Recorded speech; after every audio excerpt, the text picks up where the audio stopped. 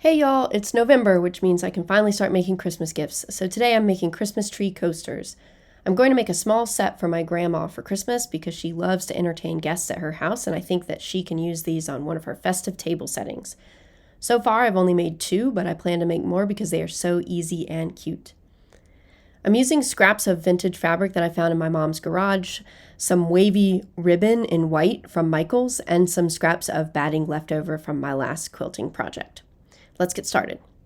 I'll post a link to a PDF in the description where you can download this Christmas tree shape, but I start by printing my simple pattern and cutting it out. Then I grab 2 colors of fabric scraps and 1 piece of batting and start with a rough cut around the Christmas tree shape. Then I'll pin my rough cuts together in the arrangement I want. When I sew the layers together, it's going to be the 2 fabric cuts right sides facing each other with the batting layer on the outside, so I'll go ahead and put them together like that for now.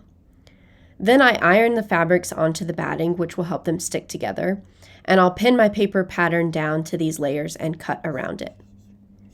The next step is optional, so if you wanted to just sew them together like this, you totally could.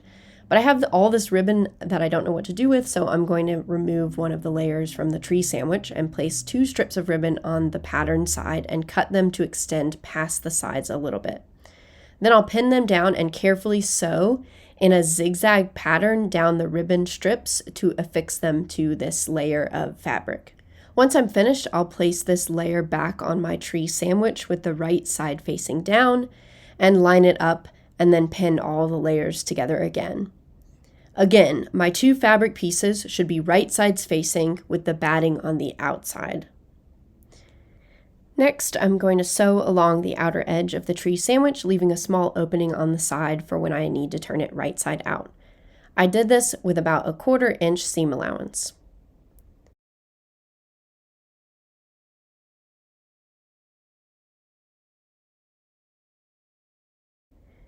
Now I'll trim my ribbon pieces down and I'll go around the corners, giving my corner edges a little haircut with my scissors. This will help these corners be a little sharper when I need to turn it around. I'm also going to place some cuts on the inner corners as well to avoid the fabric bunching up around these corners. You can put more than 1 here, just being careful not to cut into your seam. Now it's time to turn my tree sandwich right side out. For this, I'll start with just my fingers, but I like using my closed seam ripper to push all the corners out. Once it's turned around, I'll quickly iron over it to flatten the edges, especially where my opening was. If you're doing this and you're using the ribbon like me, just make sure your iron isn't too hot or you'll burn the ribbon.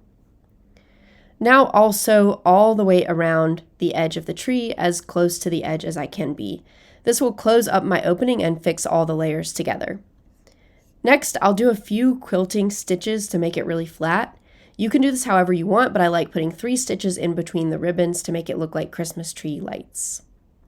And that's it, it's done. It's a perfect size for coffee mugs, and my whole scrappy set is going to look super cute together. Thanks for watching, and I hope to see you in the next one.